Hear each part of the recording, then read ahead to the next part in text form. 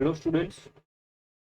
तो last lecture हमने general organic chemistry का लेक्चर सेकंड तक हमने देख लिया। लेक्चर सेकंड में हमने डिस्कशन किया था कि ऐसे कौन कौन से ग्रुप्स हैं जो प्लस आई शो करते हैं, ठीक है, पॉजिटिव इंडक्टिव इफेक्ट होता है उनका। एंड ऐसे ग्रुप्स कौन कौन से हैं जो माइनस आई मतलब नेगेटिव इंडक्टिव इफेक्ट शो करते हैं, ठीक है। इसी पर हमारा डिस्कशन चल रहा था। फाइनली हमने बहुत सारे एग्जाम्पल्स किए, बहुत सारे ऐसे ग्रुप्स देखे, ठीक है। ऐसी बहुत सारी चीजें देखी जिसपे हमें minus I effect and plus I effect very करता है, ठीक है। उसमें हमने ये भी देखा था कि अगर कोई sp हाइब्रिडाइज्ड कार्बन है, ठीक है, एंड अगर sp2 and sp3 hybridised carbon हैं, ठीक है, तो मैंने बताया था आपको कि यहाँ पर हाइब्रिडाइजेशन कितना है, इसका 2 सिग्मा बॉन्ड्स है, ठीक है। sp हाइब्रिडाइज्ड 50% क्या है, s कैरेक्टर है। ये बेसिकली हम पिछला लेक्चर का हम थोड़ा सा रिवीजन कर रहे हैं, ठीक है। अगर हम इसकी बात करें तो यहाँ पे 3 सिग्मा बॉन्ड्स हैं, एक ये जो मेन ग्रुप से लगा हुआ है, ठीक है, और एक ये हाइड्रोजन वाला, ठीक है। तो 3 सिग्मा बॉन्ड्स हैं, sp2 हाइब्रिडाइज होगा, ठीक है, मतलब 33.33% एस कैरेक्टर होगा, ओके। एंड अगर हम इसकी बात करें तो ये sp3 हाइब्रिडाइज्ड है और यहाँ पर 25% S character,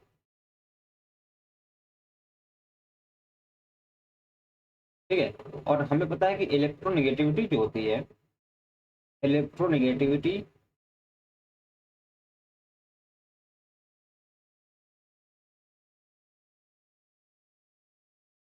is directly proportional to the percentage of s character, ठीक है।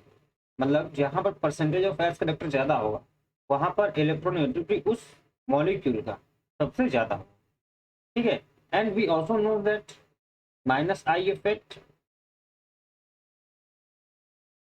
Is directly proportional to the electronegativity.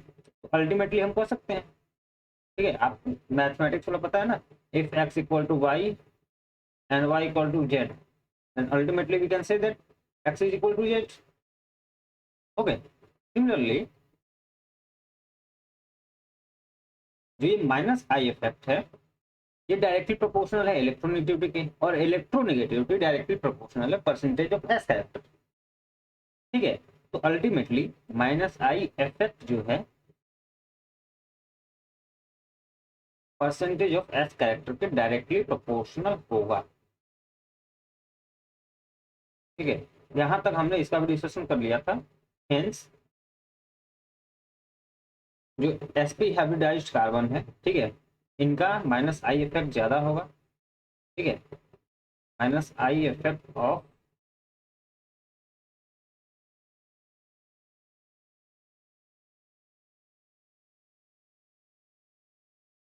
sp3 hybridized will be lesser, ठीक है। sp हाइब्रिडाइज्ड का सबसे ज्यादा होगा, फिर sp2 एंड सबसे कम होगा sp3, ठीक है। यहां तक हमारा बात हो चुका था, ठीक है। हम एक और एग्जांपल्स कर लेते हैं ताकि हमारा लास्ट क्लास का एक बार रिवीजन, ओके। तो मैं एक एग्जांपल ले लेता हूँ, इस एग्जांपल को आप खुद से अटेम्प्ट करेंगे। फर्स्ट ऑफ ऑल एग्जांपल कुछ इस तरह से है कि हमें करना है arrange the following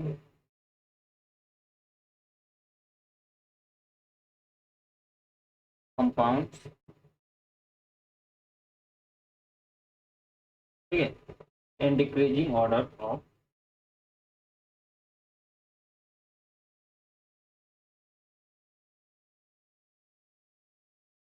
here minus I effect, okay.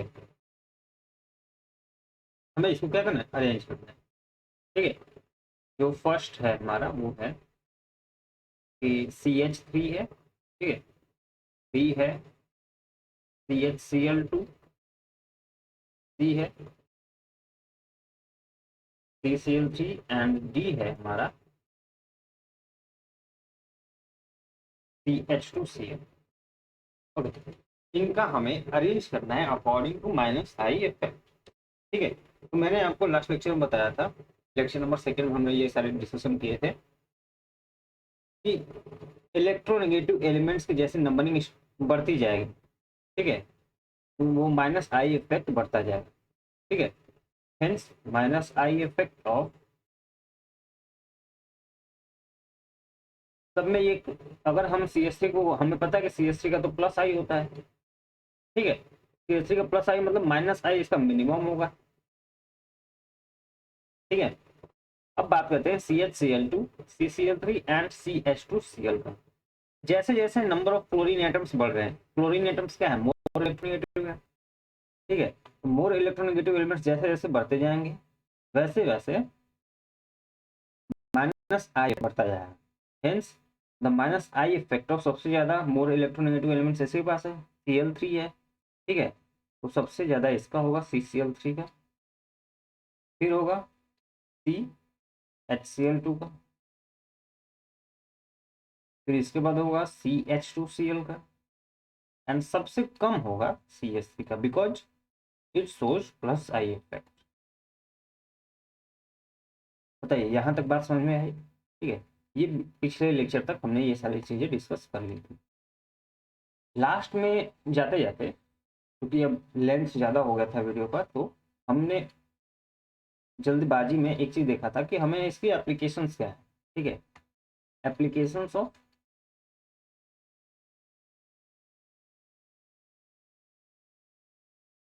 Inductive effect. आखिर हम इतना मेहनत करके ये इंडक्टिव इफेक्ट पढ़ क्यों रहे हैं, आखिर इसकी क्या एप्लीकेशंस है? ओके, तो मैंने बताया था कि इसके दो एप्लीकेशंस हैं मेजरली। एक है हमारा रिलेटिव स्टेबिलिटी ऑफ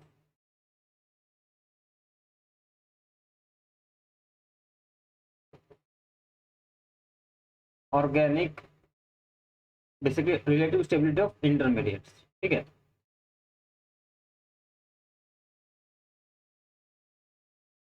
इंटरमीडिएट्स की स्टेबिलिटी हम इंडक्टिव इफेक्ट के बेसिस पर हम बताते हैं।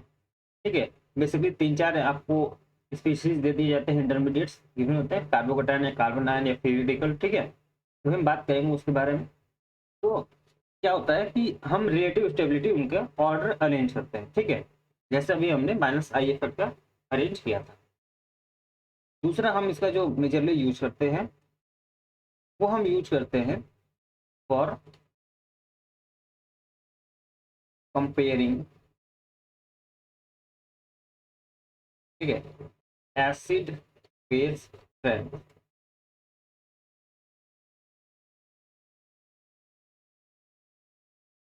ठीक है, दूसरा हम मेजरली एसिड बेस स्ट्रेंथ का कंपैरिजन के लिए इसका यूज करते हैं।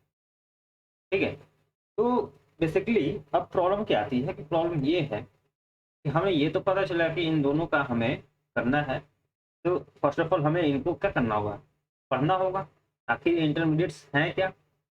ठीक है, और इंटरमीडिएट्स पढ़ने के बाद जब हम इसके इंडक्टिव इफेक्ट का इफेक्ट्स इंटरमीडिएट्स पर देख लेंगे, उसके बाद हम अपना एसिड बेस स्ट्रेंथ का थ्योरी स्टार्ट करेंगे। ठीक है, तो आप हेडिंग डाल लें रिएक्शन इंटरमीडिएट्स या रिएक्टिव इंटरमीडिएट्स, जो भी आप डालें। ठीक है,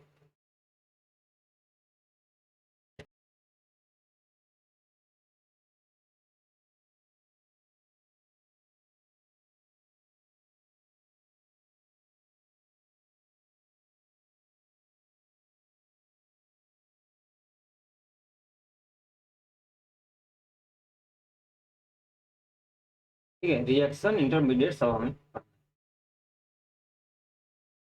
तो बेसिकली रिएक्शन इंटरमीडिएट्स में 6 तरह के होते हैं। ठीक है, देयर आर ओनली 6 टाइप्स। ठीक है, फर्स्ट ऑफ ऑल हम डिस्कस करेंगे कार्बोकैटायन। कार्बोकैटायन, कार्बोकैटायन किस तरह से होगा कि R3C एक कार्बन पर पॉजिटिव चार्ज होगा। ठीक है, इसे हम कार्बोकैटायन या फिर आपको बुक्स में लिखा हुआ कार्बोनियम आयन भी मिल सकता है।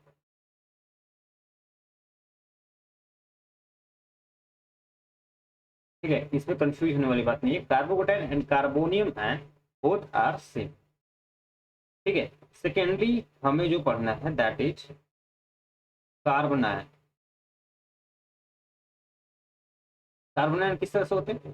कार्बन आयन अनायन लास्ट में देखिए, आप अगर इसमें देखें तो लास्ट में क्या है? कटायन। कटायन मतलब पॉजिटिव चार्ज। ठीक है, लास्ट में इसमें देखिए अनायन।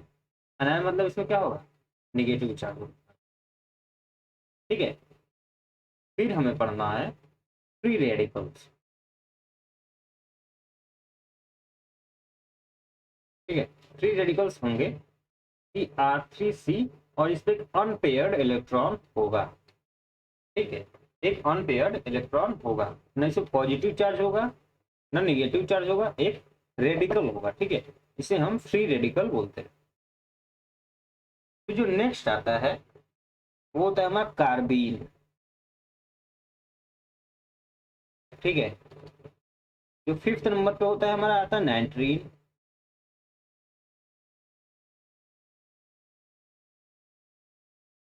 एंड जो सिक्स नंबर पे आता है होता है बेंजाइन। ठीक है, बट मैं आपको बताऊं कि फिलहाल के लिए, ठीक है, फिलहाल के लिए हमें इन तीनों का डिस्कशन यहाँ पर नहीं करना।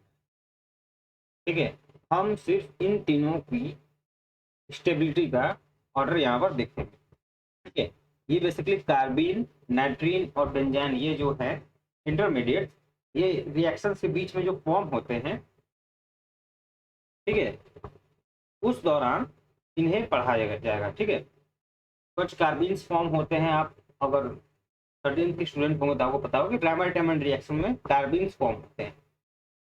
ठीक है, सिमोन्स स्मिथ रिएक्शंस होती हैं। ठीक है, ऐसी बहुत सारी बेंजाइन रिएक्शंस होती हैं। ठीक है, जब आप इस किसी भी हैलोजन बेंजीन को आप किसी बेस के साथ ट्रीट करते हैं तो एक बेंजाइन बढ़ता है। ठीक है, तो ये सारी चीजें हम वहां पर पढ़ेंगे। फिलहाल के लिए हाल फिलहाल हमें सिर्फ तीन को ही कंपेयर करना है। ठीक है, आपके क्वेश्चन में भी यही सिर्फ तीन ही आएंगे। तो इसको मैं इरेज करता हूँ। ठीक है, अगर आप चाहें तो इंटरमीडिएट्स का, आप चाहें तो डेफिनेशन लिख लें, क्योंकि हम डायरेक्टली उसको पार्ट कर लेना। इंटरमीडिएट्स को हम देख लेते हैं कि इंटरमीडिएट्स होते क्या हैं। ठीक है, तो लिख लें कि intermediates are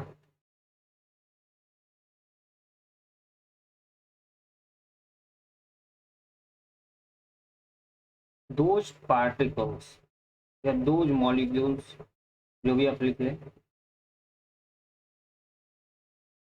which are produced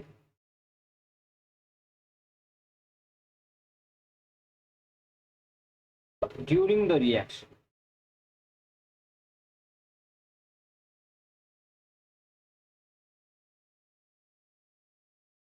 ठीक है, इंटरमीडिएट्स वो पार्टिकल्स या मॉलिक्यूल्स हैं जो प्रोड्यूस मतलब जो फॉर्म होते हैं ड्यूरिंग द रिएक्शन, रिएक्शंस के दौरान ही बनते हैं।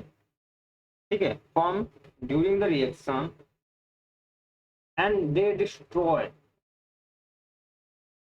ठीक है, दे destroy before completion of reaction.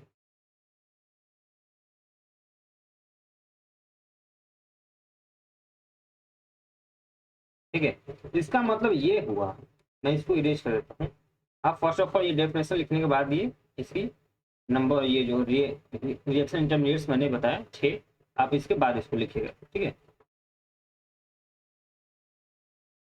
तो हम बात कर रहे थे कि इसका मतलब क्या है। इसका मतलब ये है कि ये जो रिएक्शन इंटरमीडिएट है ना, ये हम स्टार्टिंग में रिएक्टेंट के साथ लेते हैं और ना ही ये प्रोडक्ट में फॉर्म होता है। ठीक है, ये बीच में फॉर्म होता है। ठीक है, रिएक्शंस के बीच में। ठीक है, जब रिएक्शंस हो रही होती हैं और कंप्लीट होने से पहले ही ये खत्म भी हो जाता है। फॉर एग्जांपल, एक मैं ऐसे एक एग्जांपल ले रहा हूँ। ठीक है, CH3CH2Cl। ठीक है, अगर आपको ना पता हो तो बता दूं कि हम किसी बेस के साथ ठीक है। OH माइनस के साथ मान लीजिए इसकी अगर रिएक्शन कराते हैं, ठीक है, तो यहाँ पर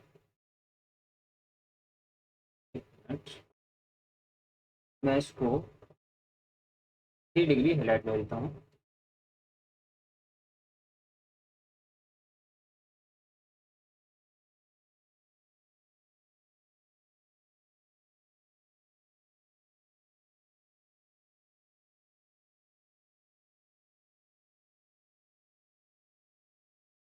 ठीक है, ये आपका 3 डिग्री हाईलाइट है, टॉर्सरी हाईलाइट है। तो इसमें क्या होता है कि जब OH माइनस के साथ आप ट्रीट करते हैं तो SN1 मैकेनिज्म होती है। जो आपको रिएक्शन मैकेनिज्म मैं आपको पढ़ाऊंगा तो यहाँ पर ये चीजें बताऊंगा। ठीक है, मैं फिलहाल के लिए ये बता रहा हूँ कि इंटरमीडिएट फॉर्म कैसे होते हैं। ठीक है, तो OH माइनस के साथ जब रिएक्शन होती है तो ये SN1 मैकेनिज्म को फॉलो करता है। फर्स्ट ऑफ ऑल Cl हमारा निकल जाता है मॉलिक्यूल से, ठीक है, और हमें कार्बोकटायन मिलता है।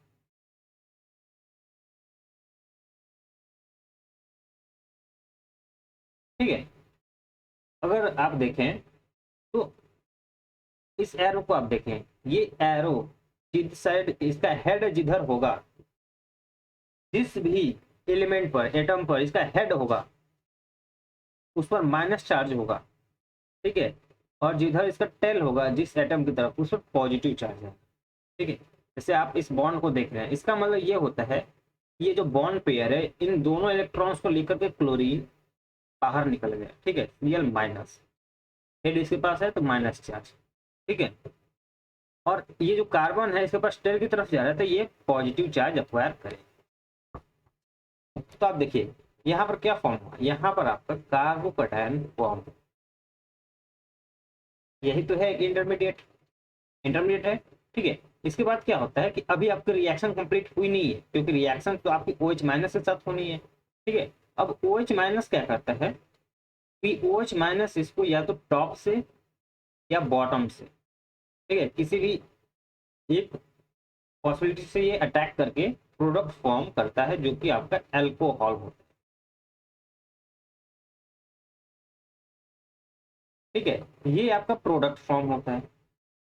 ठीक है, फाइनल प्रोडक्ट, और ये आपका रिएक्टेंट है।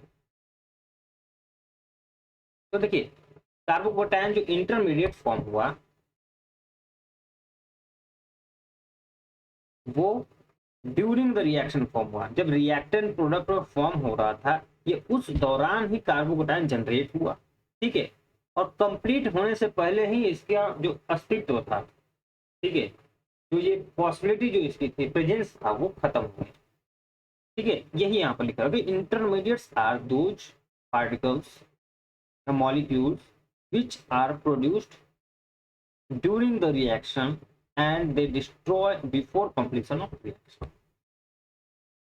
सही बात समझे कि नहीं, इंटरमीडिएट्स किसको बोलते हैं। ठीक है, अगर ये समझ में आया तो आप इसको नोट डाउन कर लें, तो जो अपना मेन चीज है हम उसको स्टार्ट करते हैं। ठीक है, तो इंटरमीडिएट्स को हमने 6 तरह से डिवाइड किया। ठीक है, कार्बोकटायन, कार्बोनायन, फ्री रेडिकल, ठीक है, फिर कार्बेन, नाइट्रीन एंड बेंजाइन, जिसमें हम स्टार्टिंग के 3 पढ़ेंगे। ठीक है, तो फर्स्ट हेडिंग आप डाल लें कार्बोकटायन।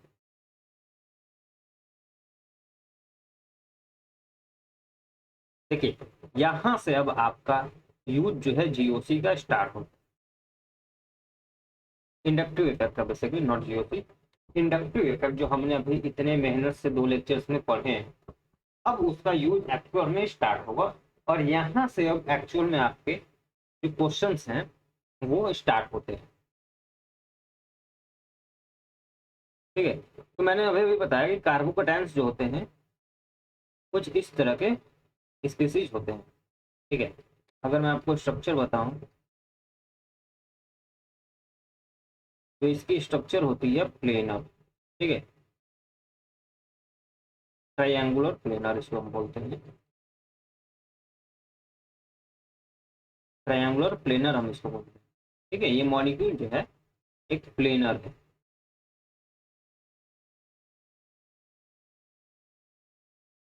ठीक है, फिर मैं इसको इरेज कर दे रहा हूँ। अभी इसके बारे में हम कुछ इंपॉर्टेंट चीजें लिखने जा रहे हैं। अब देखिए, आपको पता है ऑक्टेट रूल, किसी भी एलिमेंट को स्टेबल होने के लिए ऑक्टेट रूल बताया गया था कि उसके टोटल उसके पास 8 इलेक्ट्रॉन्स होने चाहिए। ठीक है, वो लोन पेयर के फॉर्म में हो या बॉन्ड पेयर के फॉर्म में, इससे फर्क नहीं पड़ता। ठीक है, जैसे CH4 की बात करें तो हर एक बॉन्ड में 2-2 इलेक्ट्रॉन्स है।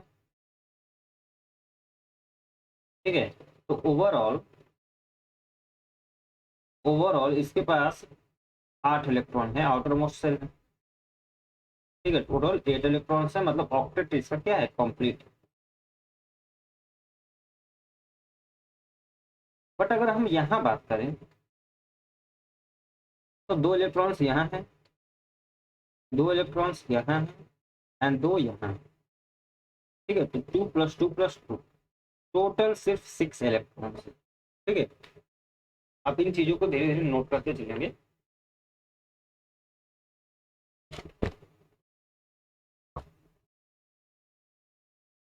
तो आप इसका शेप पहले लिख लीजिए। ठीक है, शेप की अगर हम बात करें तो ये ट्राइएंगुलर प्लेनर है।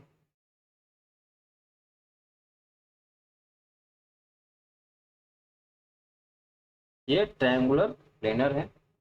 ठीक है, और टोटल सिर्फ 6 इलेक्ट्रॉन्स है इसमें आउटर सेल में। ठीक है, only 6 electrons are present in outer shell.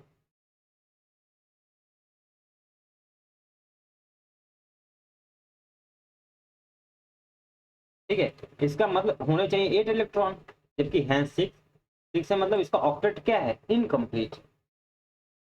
ठीक है, ऑक्टेट इनकम्प्लीट। और जब भी 8 इलेक्ट्रॉन से नीचे होते हैं, 6 जब भी इलेक्ट्रॉन्स होते हैं, तो उस तरह के मॉलिक्यूल्स जो होते हैं वो इलेक्ट्रॉन डेफिशिएंट कंपाउंड कहलाते हैं। इलेक्ट्रॉन डेफिशिएंट, डेफिशिएंट मतलब इलेक्ट्रॉन्स की कमी। ठीक है, एंड इलेक्ट्रॉन डेफिशिएंसी क्या होता है, लुईस एसिड होते हैं। तो आपका कार्बोकेटायन, कोई भी कार्बोकेटायन होगा वो क्या होगा, एक लुईस एसिड होगा। ठीक है, और लुईस एसिड ये आपका कार्बोकेटायन है। ठीक है, एक लुईस एसिड होगा। ठीक है, यहाँ तक बात समझ में आई? ठीक है, अब जो, ठीक है, इसके बाद हम बात कर लेते हैं हाइब्रिडाइजेशन। ठीक है, हाइब्रिडाइजेशन की अगर हम बात करें तो आपको पता है कि number of lone pair plus number of sigma bonds हम देखेंगे। ठीक है, जब हम इसको सम करेंगे एक्स की वैल्यू आएगा। ठीक है, इफ एक्स बिलोंग्स टू 2, ठीक है, हाइब्रिडाइजेशन होगा sp। एक्स बिलोंग्स टू 3 तो hybridization will be sp2, and if x equal to 4 hybridization will be sp3। ठीक है, फिलहाल के लिए हमारा यहीं तक है। इसके बाद भी हाइब्रिडेशन होता है, sp3d होता है, sp3d2 होता है। ठीक, लेकिन अभी वहां पर हम नहीं है। ठीक है, आइए इसमें देखते हैं। कार्बन के पास कोई लोन पेयर नहीं है, इसके पास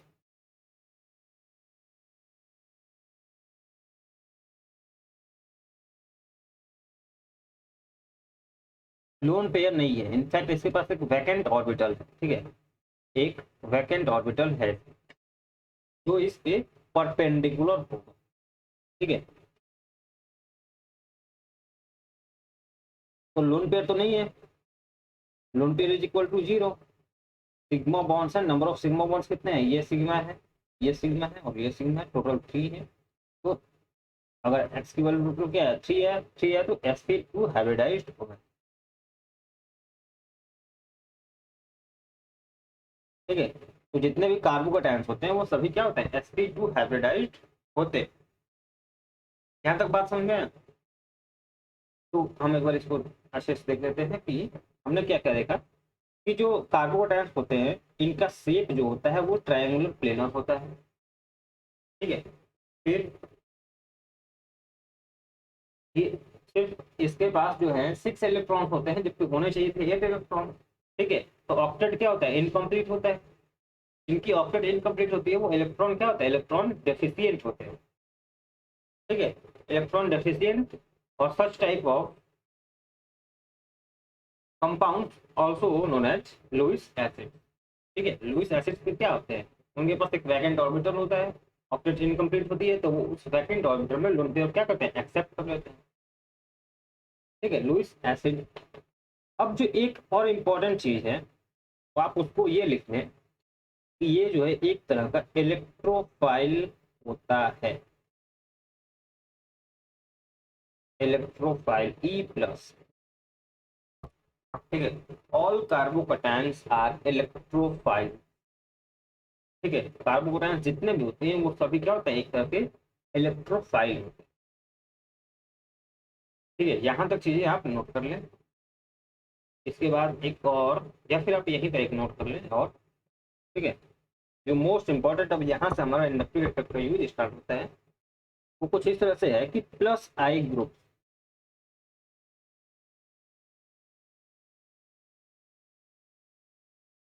increases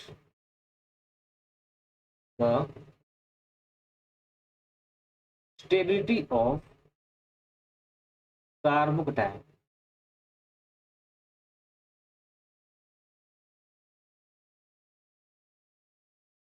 whereas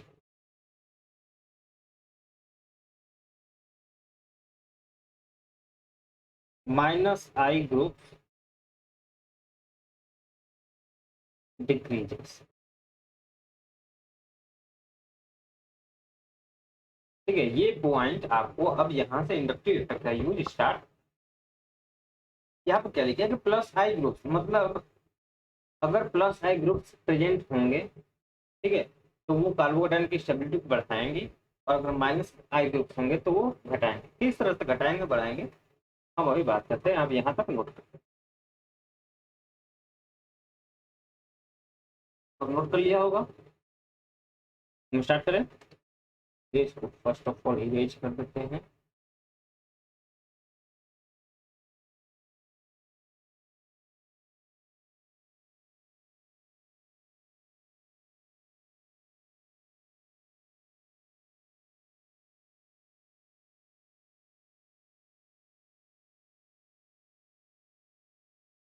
तो मैंने अभी अभी लिखा है कि जो स्टेबिलिटी ऑफ कार्बोकैटायन है,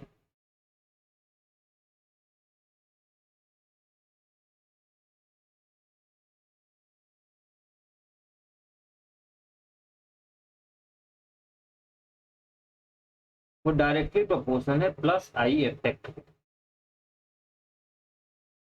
ठीक है, एंड इनवर्सली प्रोपोर्शनल है माइनस आई इफेक्ट।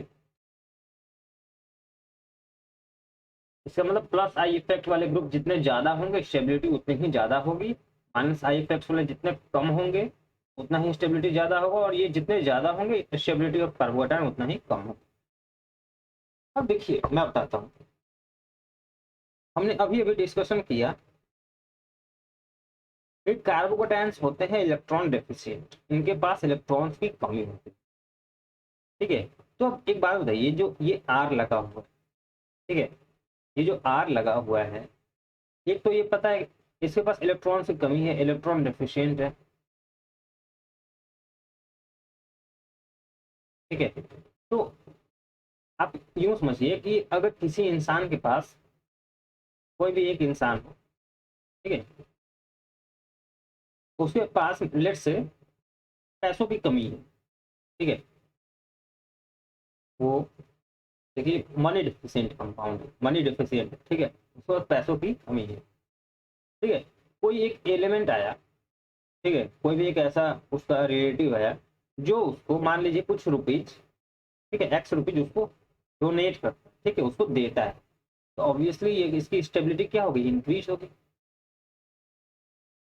ठीक है, अब कुछ ऐसे भी रिलेटिव्स होते हैं, ठीक है, जो इसके एक तो इसके पास कुछ था ही नहीं, ठीक है, तो इसमें से भी आप वो एक्स लेना स्टार्ट कर दी, एक्स डैश। ठीक है, तो एक तो पहले से इसके पास कमी था, अब ये खुद कैसे दे, अगर जबरदस्ती कोई लेगा तो इसकी स्टेबिलिटी क्या होगी, डिक्रीज होगी। सेम काम यहाँ भी होता है, the same thing is happen here also.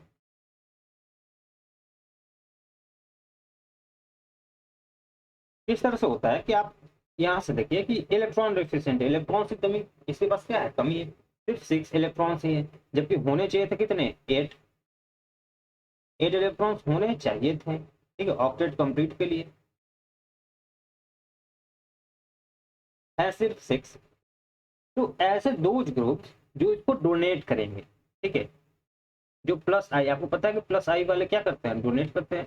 जब ये डोनेट करेंगे तो इसको इलेक्ट्रॉन्स की जो कमी थी उसको थोड़ा थोड़ा फुलफिल करेंगे, ठीक है। जैसे जैसे यहाँ पे ये फुलफिल करेंगे प्लस आई इफेक्ट इनका, ठीक है, जब ये इलेक्ट्रॉन डोनेट कर रहे हैं, electron donors are plus I effect उनका शो होता है, ठीक है, और इसकी स्टेबिलिटी क्या हो रही है, इंक्रीज हो रही है, ठीक है। इसीलिए कहा गया है कि स्टेबिलिटी ऑफ कार्बोटाइन जो है प्लस आई इफेक्ट के डायरेक्टली प्रोपोर्शनल। ये बात समझ में। अब दूसरा केस देख लेते हैं कि मान लीजिए कि कोई जी ग्रुप्स इससे लगा, ठीक है, और ये कार्बोटाइन है। जी ग्रुप्स जो है electron withdrawing, electron withdrawing group है, ठीक है। अब ये क्या करेगा, इसके पास तो खुद ही 6 इलेक्ट्रॉन्स हैं, इलेक्ट्रॉन्स की कमी है। अब ये जी मैंने बताया ना, कुछ ऐसे भी लोग होते हैं जो आपसे खुद ही ले लेंगे, आपके पास कमी है उसके बावजूद भी वो लेना पसंद करें, ये खुद इलेक्ट्रॉन्स खींचना स्टार्ट किए अपनी ओर, तो इसकी स्टेबिलिटी को क्या कर रहे हैं, और भी डिक्रीज कर। यहां तक बात समझ में आई नहीं, यह बताओ, बात समझ में आई। इसका मतलब, इसका मतलब ये हुआ कि जो इलेक्ट्रॉन विथड्रॉइंग ग्रुप होते हैं वो कार्बोकैटायन का, ठीक है, कार्बोकैटायन की स्टेबिलिटी को डिक्रीज करते हैं। यहाँ तक बात समझ में है। अगर बात समझ में आई तो अब यहाँ से हम स्टार्ट करते हैं अपना क्वेश्चन, ठीक है, क्योंकि अब मैंने प्लस, अब देखिए यहाँ पर, अब यहाँ पर इंपॉर्टेंट रोल प्ले होता है प्लस आई इफेक्ट और माइनस आई इफेक्ट। अब मैं कुछ क्वेश्चंस कराऊंगा स्टेबिलिटी ऑफ कार्बोकैटायन के बेसिस पे, ठीक है। तो जब तक आपको ये नहीं पता होगा कि प्लस आई इफेक्ट्स वाले कौन ग्रुप्स हैं और कौन माइनस आई इफेक्ट वाले, ठीक है, तो आप उन क्वेश्चन को कैसे कर पाएंगे, नहीं कर पाएंगे, ठीक है। इसीलिए plus I effect and minus I effect पहले पढ़ाया गया, अब उसका हम एप्लीकेशन पार्ट देख। तो आइए हम स्टार्ट करते हैं, ठीक है। फर्स्ट एग्जांपल मैं करता हूं, उसके बाद आप अपने से करिएगा समझने के बाद।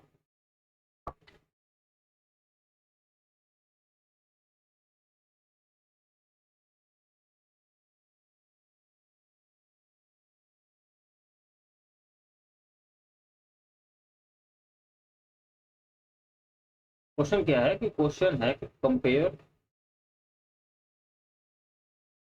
द स्टेबिलिटी ऑफ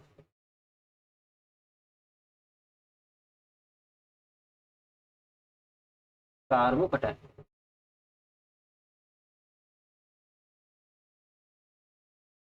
ठीक है। तो एक ये है आपको कार्बोकैटायन, ठीक, बहुत ही बेसिक से मैं स्टार्ट कर रहा हूँ।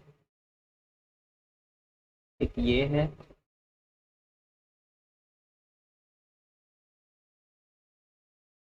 एंड एक ये प्लस, ठीक है। आपको बताना है, इसको आप नंबरिंग ले लें, 1, this is 2 and this is 3। बताइए कि स्टेबिलिटी का ऑर्डर क्या हो, ठीक है। आइए देखते हैं, हमें पता है कि CH3 एक क्या है, प्लस आई इफेक्ट शो करता है, मैंने आपको बताया सेकेंड लेक्चर में, बहुत अच्छे से बताया था, ठीक है। तो प्लस आई इफेक्ट मतलब ये वाली ग्रुप जो है प्लस आई इफेक्ट शो कर रही है, ठीक, मतलब यहाँ पे प्लस आई, हम इसके ऊपर लिख देते हैं कि ये प्लस आई शो कर रहा है। तो प्लस आई शो करने वाला एक ही ग्रुप है, this is only alone CH3, ठीक है। यहाँ पर ये भी प्लस आई शो कर रहा है एंड ये भी प्लस आई शो कर रहे हैं।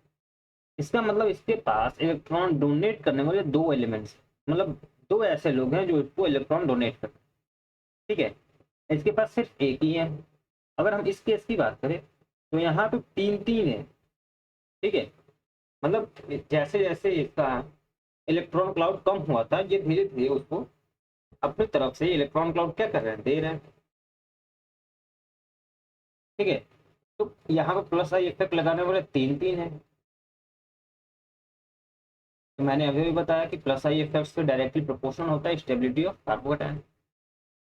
ठीक है, अब बार बार लिख लिख के याद करें, stability of carbocation is directly proportional to the plus I effect. ठीक है, प्लस आई इफेक्ट जितना ज्यादा होगा, स्टेबिलिटी उतनी ही ज्यादा होगी। ठीक है, तो आप इसको ऑर्डर लिख लें। सबसे ज्यादा स्टेबल कौन सा होगा, ये वाला होगा 3। ठीक है, फिर होगा सेकेंड, फिर होगा फर्स्ट।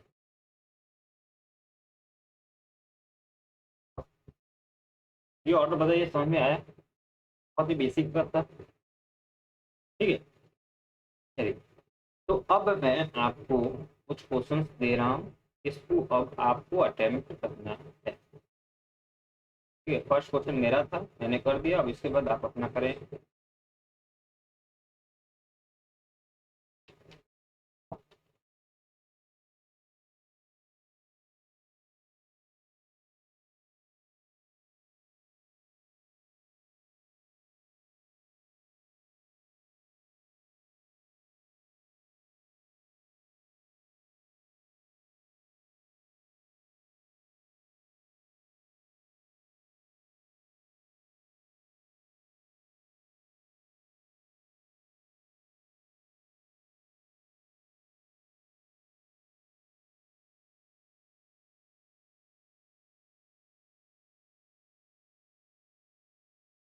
ठीक है, चलिए इसको कंपेयर करें।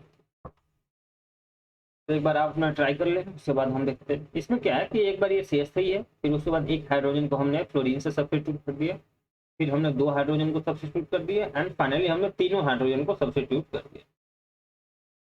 अब देखिए, आपको पता है कि जैसे जैसे मोर इलेक्ट्रोनेगेटिव एलिमेंट्स एंटर होते जाएंगे, ठीक है, माइनस आई इफेक्ट उतना ही ज्यादा लगता है, चला जाए। ठीक है, और मैंने अभी भी समझाया आपको कि माइनस आई इफेक्ट जो है कार्बोकैटायन की स्टेबिलिटी को क्या करते हैं, डिक्रीज करते हैं। ठीक है, स्टेबिलिटी ऑफ कार्बोकैटायन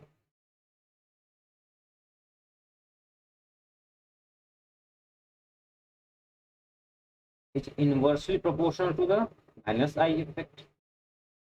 ठीक है, मतलब माइनस आई इफेक्ट जितना ज्यादा होता जाएगा, कार्बोकैटायन की स्टेबिलिटी उतनी ही कम होती जाएगी। ठीक है, तो ये देखते हैं। अगर हम फर्स्ट की बात करें, तो यहाँ तो हमें दिख रहा है कि CH3 का प्लस आई इफेक्ट लग रहा है। ठीक है, मतलब ये स्टेबिलिटी को क्या कर रहा है, इंक्रीज कर। ठीक है, बट अगर हम देखें तो यहाँ पर फ्लोरीन की एंट्री हो गई, हाइड्रोजन। ठीक है, अब फ्लोरीन अपनी तरफ ही इलेक्ट्रॉन खींचने लगा। ठीक है, तो इसके प्रेजेंस की वजह से इसको जो है इलेक्ट्रॉन क्लाउड कम मिलेगा। ठीक है, यहाँ पर तो एकदम, और ये तो माइनस आई इफेक्ट शो करेगा। ठीक है, जैसे जैसे आप number of more electronegative elements को ऐड करते जाएंगे, स्टेबिलिटी ऑफ कार्बोकैटायन डिक्रीज होता जाएगा। ठीक है, तो ऑर्डर होगा आपका स्टेबिलिटी ऑफ कार्बोकैटायन का, स्टेबिलिटी ऑफ कार्बोकैटायन फर्स्ट, सबसे ज्यादा होगा क्योंकि यहाँ पे प्लस आई लग रहा है। ठीक है, सबसे ज्यादा प्लस आई लग रहा है। फिर होगा सेकेंड, क्योंकि इसमें एक ही फ्लोरीन है, इसमें 2 फ्लोरीन है, मतलब ये स्टेबिलिटी ऑफ कार्बोकैटायन क्या करेगा, डिक्रीज करेगा। ठीक है, और यहाँ पर तो हद ही हो गई, ये तो एकदम से स्ट्रांगली डिक्रीज करेगा, तो सबसे कम स्टेबल होगा इस वाले केस। बताइए, यहाँ तक समझ में आया? ठीक है, यहाँ तक अगर समझ में आया तो नेक्स्ट क्वेश्चन देखते हैं।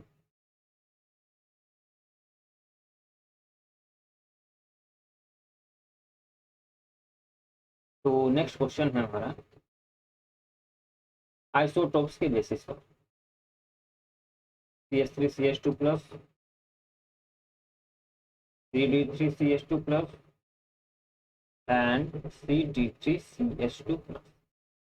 मैंने बताया था आपको कि प्लस आई इफेक्ट किससे ज्यादा होता है। ठीक है, लास्ट लेक्चर में बताया था ना कि plus I effect of CT3 is greater than CD3 is greater than CH।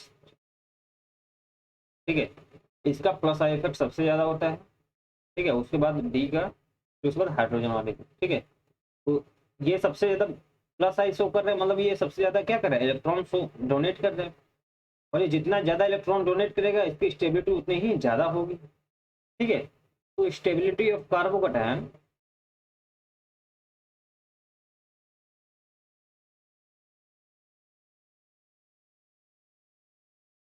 Third is greater than second is greater than first.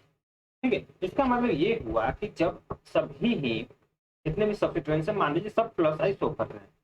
ठीक है, जैसे कि ये केस, तो जब ऐसा केस होगा तब आप ये देखेंगे कि सबसे ज्यादा प्लस आई स्ट्रॉन्ग की कौन कर रहा है। ठीक है, जितना ज्यादा स्ट्रॉन्ग प्लस आई इफेक्ट होगा उतनी ही ज्यादा स्टेबिलिटी क्या करेगा, इंक्रीज करेगा। ठीक है, बात समझ आई। चलिए, तो मैं एक और एग्जाम्पल करा देता हूँ। ये बात, ये क्वेश्चन समझ आया कि नहीं? मैंने लास्ट लेक्चर में इसका ऑर्डर लिखवाया था आपको। ठीक है, चलिए, तो नेक्स्ट हम एग्जाम्पल ले लेते हैं।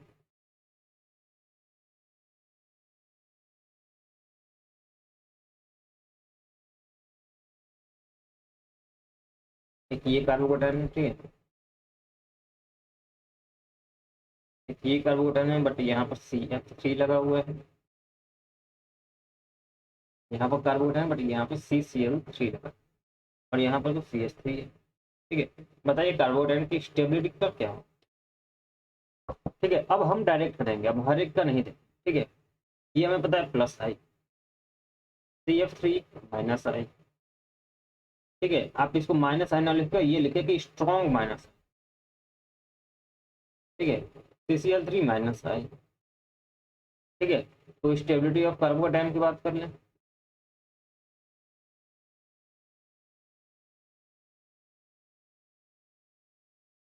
स्टेबिलिटी ऑफ कार्बोकैटायन, ये प्लस आई वाला जो सबसे ज्यादा स्टेबल करेगा इसको। ठीक है, तो फर्स्ट का ज्यादा होगा। ये स्ट्रांगली इसको, अब देखिए जितना ज्यादा ये स्ट्रॉन्ग माइनस आई होगा, ये उतना ही ये इस कार्बोकैटायन से इलेक्ट्रॉन्स को अपनी ओर खींच लेगा। ठीक है, उतना ही स्ट्रांगली खींचेगा, मतलब ये उतना ही इसको डीस्टेबलाइज करेगा। ठीक है, अनस्टेबल करेगा। ठीक है, ये भी CCl3 he minus I show कर रहा है, बट इसके कंपेरेटिवली कम कर रहा है। ठीक है, मान लीजिए कि ये इस जो कार्बोकैटायन है इससे 100 रुपीज ले रहा है। ठीक है, बट ये 50 रुपीज ले रहा है। ठीक है, तो ये तो क्या कर रहा है, थोड़ा कम उसके ऊपर दबाव दे रहा है। ठीक है, कम इलेक्ट्रॉन्स को दे रहा है। मैं इसको इरेज करता हूँ, ये मैं एग्जांपल्स के तौर पे आपको समझाता हूँ।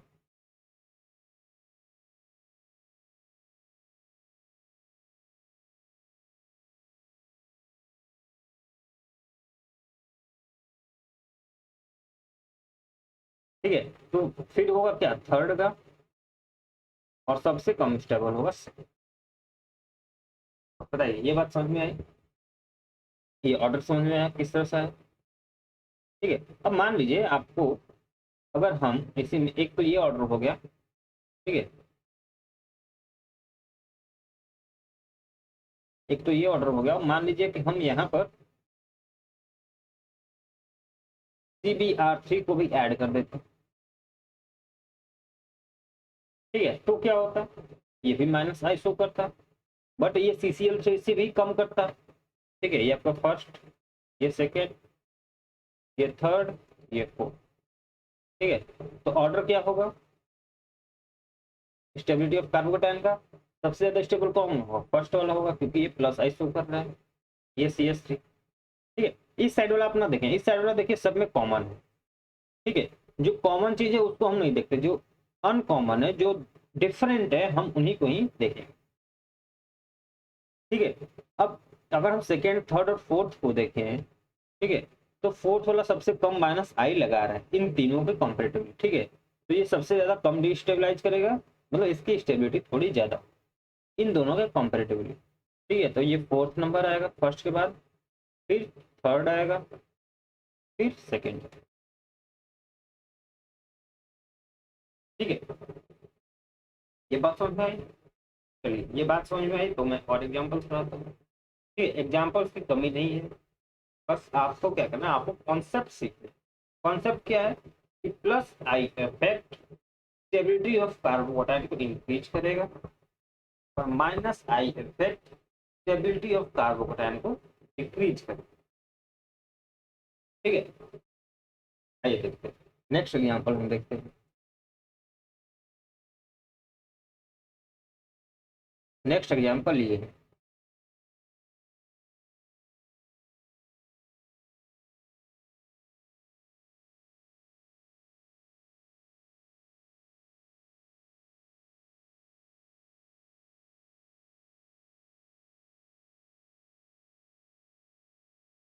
ठीक है। अब देखिए यहाँ पर, अब मैंने क्या किया, यहाँ पर हाइब्रिडाइजेशन का यूज कर लिया। ये sp हाइब्रिडाइज्ड, ये sp2 और ये sp3। ठीक है, इंडक्टिव इफेक्ट किसका ज्यादा होता है, माइनस आई सबसे ज्यादा होता है sp का, फिर sp2 का, फिर sp3 का। ठीक है, माइनस आई जिसका जितना ज्यादा होगा वो उस कार्बोकेटाइन को उतना ही अनस्टेबल करेगा। ठीक है, तो हम तो स्टेबिलिटी का चेक कर रहे हैं, तो स्टेबिलिटी ऑफ कार्बोकेटाइन का ऑर्डर क्या होगा,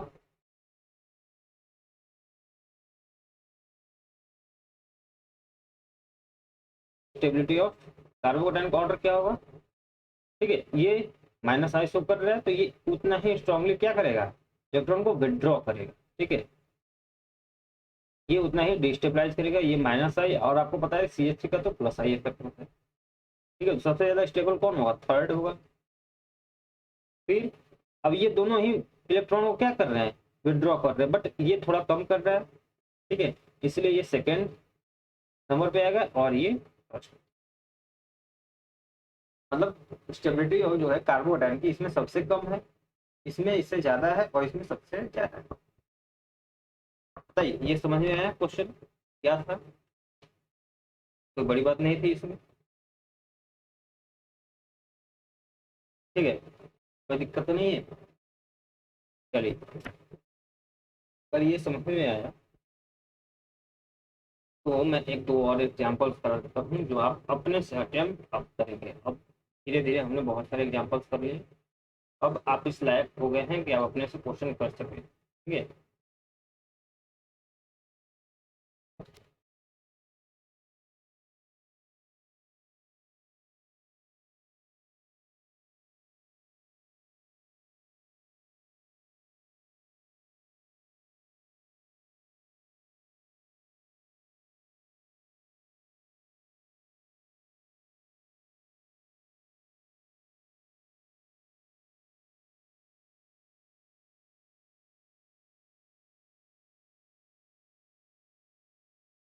ठीक है, चलिए इसका ऑर्डर बताएं कि इसका ऑर्डर क्या होगा।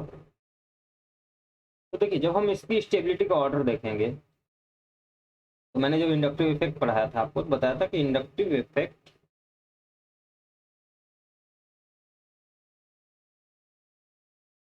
Is distance dependent.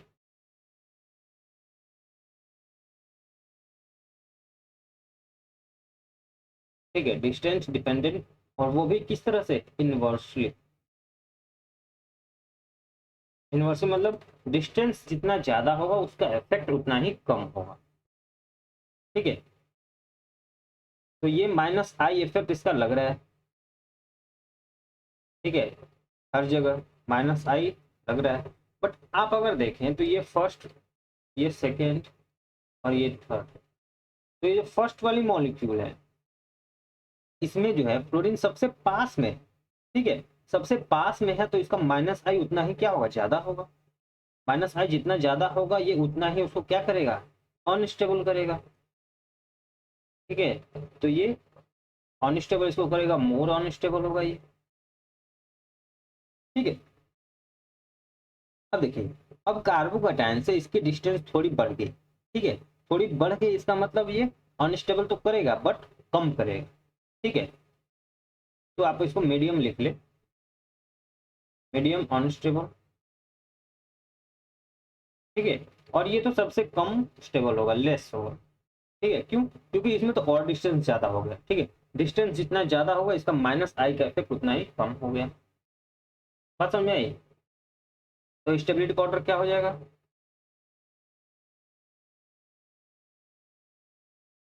स्टेबिलिटी का ऑर्डर हो जाएगा स्टेबिलिटी ऑफ कार्बोकैटायन, या फिर मैं इस बार कार्बोनियम आयन, ताकि आप दोनों ही नेम से फैमिलियर है। ठीक है, आपको दोनों में से कोई भी मिल सकता है। Stability of carbonium ion third, क्योंकि इसमें माइनस आई सबसे कम लग रहा है, फिर सेकेंड एंड सबसे कम होगा। ठीक है, स्टेबिलिटी ऑफ कार्बोटाइन समझ में आया? समझ में आया? बिल्कुल समझ में आया होगा, कोई दिक्कत तो नहीं है। और ये समझ में आया तो एक लास्ट एग्जांपल हम ले लेते हैं।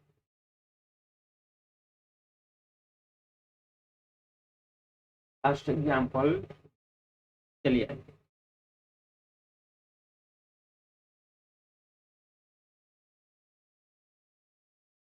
यहाँ पर आपका एक CH3 है,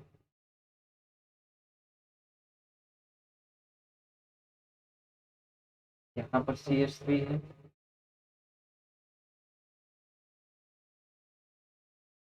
एंड यहाँ पर CH3। अब देखिए इसमें क्या हुआ है, इसमें भी सेम हुआ है, इसमें भी डिस्टेंस का इफेक्ट। देखिए इसमें ये वाली CH3 एकदम पास में, ठीक है, ये प्लस आई लगा रहा है, प्लस आई लगा मतलब ये बहुत ही ज्यादा प्लस आई लगा है। ठीक है, डिस्टेंस कम है तो प्लस आई इसका ज्यादा होगा। ठीक है, इंडक्टिव इफेक्ट देखिए कोई भी हो, माइनस आई हो या प्लस आई हो, डिस्टेंस इनवर्सली प्रोपोर्शनल होगा। ठीक है, जितना दूर होगा उसका इफेक्ट, करस्पॉन्डिंग इफेक्ट कम होगा। ठीक है, और जितना पास होगा उसका करस्पॉन्डिंग इफेक्ट उतना ही ज्यादा। ये भी प्लस आई लगा रहा है, ये भी प्लस आई लगा रहा है, बट अगर हम ध्यान से देखें तो इसकी प्लस आई सबसे ज्यादा लग रही है, क्योंकि इसका डिस्टेंस कम है। ठीक है, डिस्टेंस कम है तो प्लस आई ज्यादा लग रहा है, प्लस आई ज्यादा लग रहा है मतलब स्टेबिलिटी क्या कर रहा है, इंक्रीज। ठीक है, हेंस द स्टेबिलिटी का ऑर्डर क्या होगा, स्टेबिलिटी ऑफ कार्बोकैटायन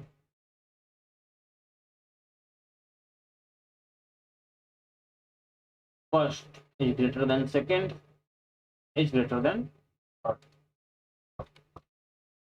बताइए ऑर्डर समझ में आया? इसमें कोई दिक्कत तो नहीं है, कोई बहुत बड़ी बात नहीं थी। ठीक है, तो ये थी हमारी स्टेबिलिटी ऑफ कार्बोकैटायन का ऑर्डर। ठीक है, अब हमने एक इंटरमीडिएट को पढ़ लिया, दैट इज कार्बोकैटायन। ठीक है, या फिर कार्बोनियम। अब सेकेंड को देख लेते हैं, सेकेंड आप हेडिंग डाल लें। ठीक है, सेकेंड हेडिंग आप डालें फ्री रेडिकल। ठीक है, अब फ्री रेडिकल में क्यों बता रहा हूँ अभी अभी पता चल जाएगा। ठीक है, तो कार्बन आयन ही अभी क्यों नहीं बता, फ्री रेडिकल क्यों बता, आइए देखते हैं। ठीक है, तो अब हम पढ़ने जा रहे हैं फ्री रेडिकल।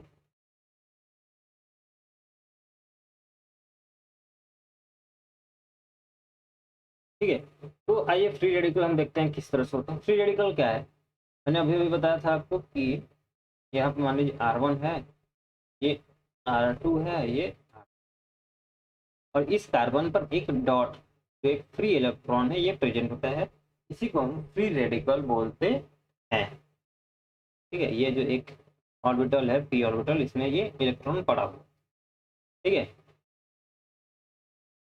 तो इसके भैया में कुछ कैरेक्टरिस्टिक प्रॉपर्टीज को हम देख लेते हैं।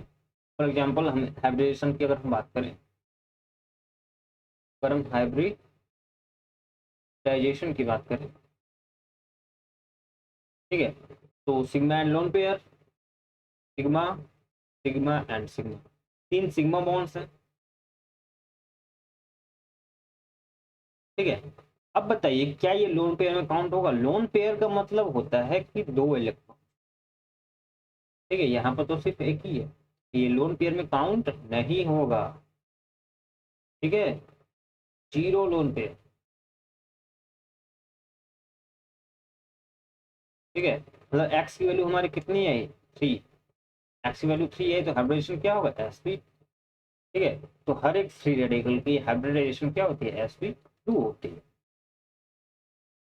बताओ क्या ये चीज समझ में आई? कोई डिफिकल्ट चीज नहीं थी। ठीक है, इसकी हाइब्रिडाइजेशन क्या हुआ, sp2 आया। अगेन इसकी आप स्ट्रक्चर देखें तो क्या है, स्ट्रक्चर एक प्लेनर स्ट्रक्चर है। ठीक है, स्ट्रक्चर क्या है, शेप क्या है, प्लेनर है। एक ही प्लेन में लाई करते हैं सभी एलिमेंट्स। ठीक है,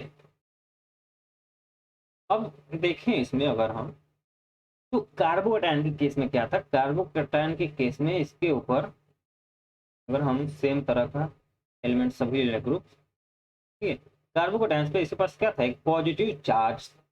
ठीक है, बट इस पे कोई चार्ज नहीं है, तो आप लिख सकते हैं कि नो चार्ज। ठीक है ना, पॉजिटिव चार्ज है ना नेगेटिव चार्ज। ठीक है, अब आइए आउटर सेल में कितने इलेक्ट्रॉन्स है ये काउंट कर लेते हैं। ठीक है, दो यहाँ हैं, दो यहाँ एंड दो यहाँ। ठीक है, सिक्स ये है, एक ये है, मतलब टोटल 7 इलेक्ट्रॉन्स है। ठीक है, 7 इलेक्ट्रॉन्स हैं, जबकि होने कितने चाहिए थे, ऑक्टेट कंप्लीट, ऑक्टेट रूल के अकॉर्डिंग 8 इलेक्ट्रॉन होने चाहिए थे, मतलब इसका भी ऑक्टेट क्या है, incomplete, exactly same as that of carbocation. Octet incomplete है, ऑक्टेट इनकम्प्लीट है इसका मतलब क्या है, इलेक्ट्रॉन डेफिशिएंट है, मतलब इसके पास भी इलेक्ट्रॉन से क्या है, भारी कमी है। ठीक है, इलेक्ट्रॉन से क्या है, कमी है। तो अब तो आप समझ ही गए होंगे कि जब इलेक्ट्रॉन्स की कमी है तो इसकी स्टेबिलिटी कौन इंक्रीज करेगा, stability will increase with plus I और stability will decrease with minus I. ठीक है, तो आप अगर ध्यान से देखें तो सिर्फ इंटरमीडिएट का टाइप चेंज हुआ है, effect exactly same as that of carbocation. ठीक है, उसमें भी प्लस आई से स्टेबिलिटी इंक्रीज हो रही थी कार्बोकैटायन की, यहाँ पर भी प्लस आई इफेक्ट से फ्री रेडिकल की स्टेबिलिटी इंक्रीज होगी, माइनस आई इफेक्ट से फ्री रेडिकल की स्टेबिलिटी क्या होगी, डिक्रीज होगी। ठीक है, तो आप नेक्स्ट पॉइंट आप लिख ले। ठीक है, नेक्स्ट पॉइंट क्या है कि plus I effect increases the stability of free radical,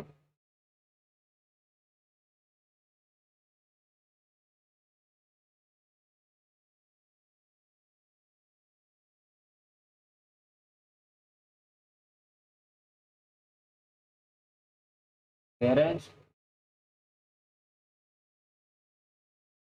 minus I effect decreases। ठीक है, अगर आप ध्यान से देखें तो प्लस आई इफेक्ट कार्बोडाइल के केस में भी मैंने एग्जैक्टली सेम सेंटेंस लिखवाया है, इसीलिए मैं उसके जस्ट बाद इसको पढ़ा रहा हूँ ताकि दोनों ही एक दूसरे क्या है, रिलेट, कि दोनों ही एक दूसरे से रिलेटेड। ठीक है, रिलेटेड है, आपको समझ में आ गया, तो चलिए अब कुछ एग्जांपल्स कर लेते हैं।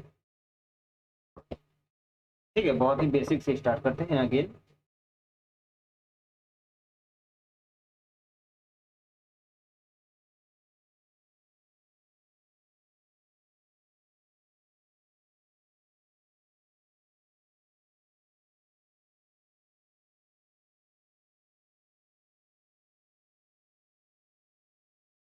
ठीक है, सभी क्या है, रेडिकल्स हैं। आपको बताया ना कि स्टेबिलिटी का ऑर्डर क्या। ठीक है, नंबरिंग के लिए आप इसको 1 ले लें, इसको 2 ले लें, इसको 3, exactly same as that of carbocation. इसका प्लस आई लग रहा है, इसका भी प्लस आई, इसका तो इसमें 3 लोग हैं जो इसको डोनेट कर रहे हैं, इस केस में सिर्फ 2 लोग हैं, इसके केस में तो सिर्फ एक ही है। ठीक है, ये सबसे ज़्यादा स्टेबल होगा। ठीक है, तो मतलब ये तीसरा सबसे ज़्यादा स्टेबल होगा, फिर दूसरा, फिर पहला। तो ये समझ में आया, ये कोई डिफिकल्ट चीज़ नहीं थी, एग्जैक्टली दैट ऑफ, जैसे मैंने कार्बोडाइन केस में फर्स्ट एग्जाम्पल लिया था, सेम एग्जाम्पल मैंने यहाँ भी लिया है।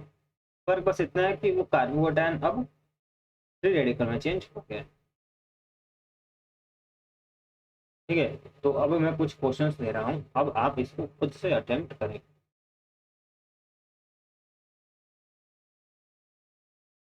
ठीक है, स्टार्ट करें।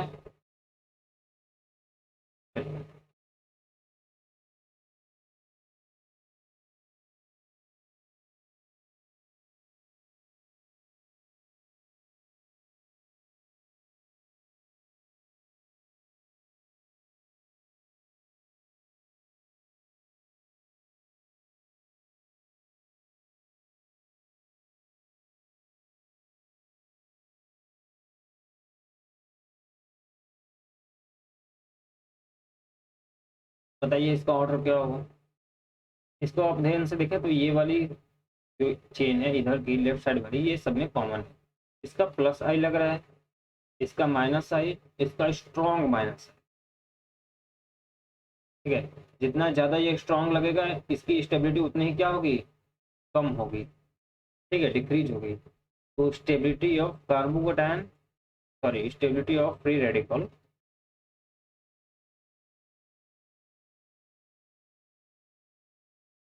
ठीक है, first is greater than second is greater than third.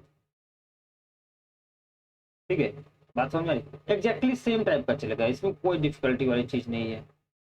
ठीक है, अगर अगर लिख लिया हो तो आप इसको नोट कर लिया हो। ठीक है, चलिए नेक्स्ट देखते हैं।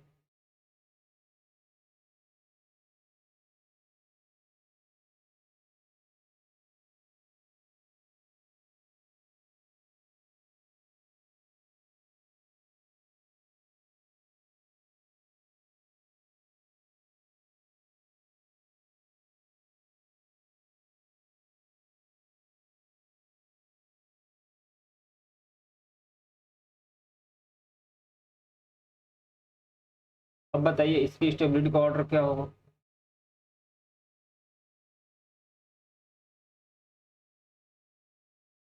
ठीक है, तो अगर आप ध्यान से देखें तो ये सभी ही माइनस आई ग्रुप्स है। ठीक है, सभी माइनस आई ग्रुप से ऊपर है। ठीक है, इलेक्ट्रॉन विड्रॉइंग है, खुद ही इलेक्ट्रॉन को क्या करेंगे, खींच रहे हैं।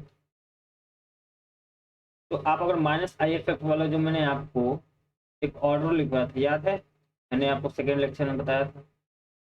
ठीक है, उसको मैंने आप यो याद करने का तरीका ही बताया था। ठीक है, एक पेज के फॉर्म पे। तो इन, अगर आप उस ऑर्डर को देखेंगे लास्ट वीडियो में, अगर लिखे होंगे तो आपको पता ही होगा, अदरवाइज आप उस, उसको एक बार चेक कर लें। ठीक है, अब मैंने बताया था कि माइनस आई जो होता है NH3 का सबसे ज़्यादा होगा। ठीक है, फिर NR3 प्लस का सबसे ज़्यादा होगा, फिर NH3 प्लस। ठीक है, तो सबसे ज़्यादा स्ट्रॉन्ग माइनस आई इसका लगेगा। ठीक है, इसका मीडियम, इसका लेसर। ठीक है, लेसर मैं इसलिए लिख रहा हूँ क्योंकि हम इन तीनों का रिलेटिव कंपैरिजन कर रहे हैं। ठीक है, ओवरऑल ये NH3 प्लस का भी बहुत अच्छा खासा माइनस आई इफेक्ट होता है। ठीक है, तो स्टेबिलिटी का ऑर्डर क्या होगा, ये जितना कम खींचेगा ये उतना ही ज्यादा क्या होगा, स्टेबल होगा। तो stability of third is greater than second is greater than first free radical, ये होगा आपका स्टेबिलिटी का ऑर्डर। ठीक है, यहाँ तक बात समझ में आई। और यहाँ तक बात समझ में आई हो, एक और क्वेश्चन आप करके दिखा दें हमको, ताकि मेरी आत्मा को शांति मिल जाए।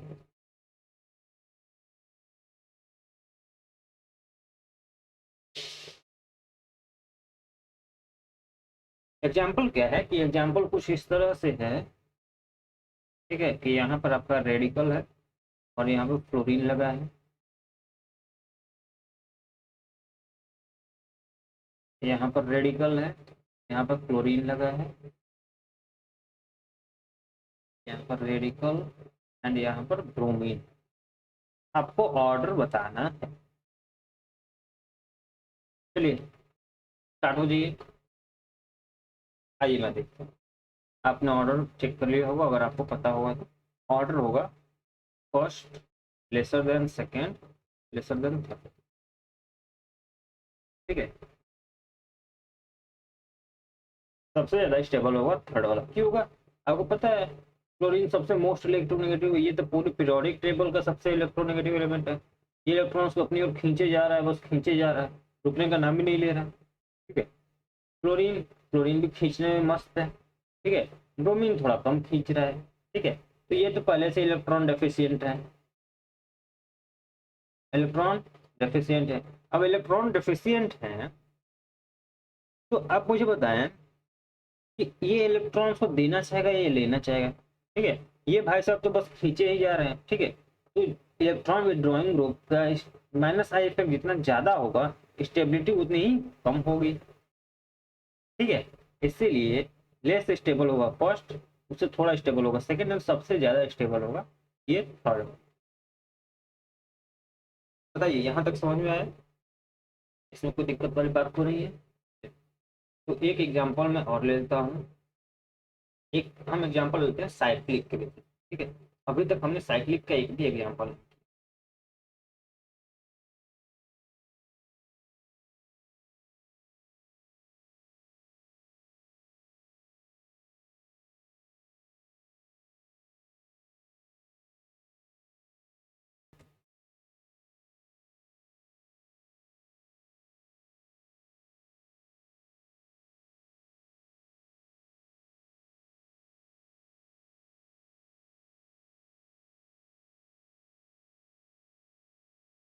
बताइए इसका स्टेबिलिटी ऑफ फ्री रेडिकल का,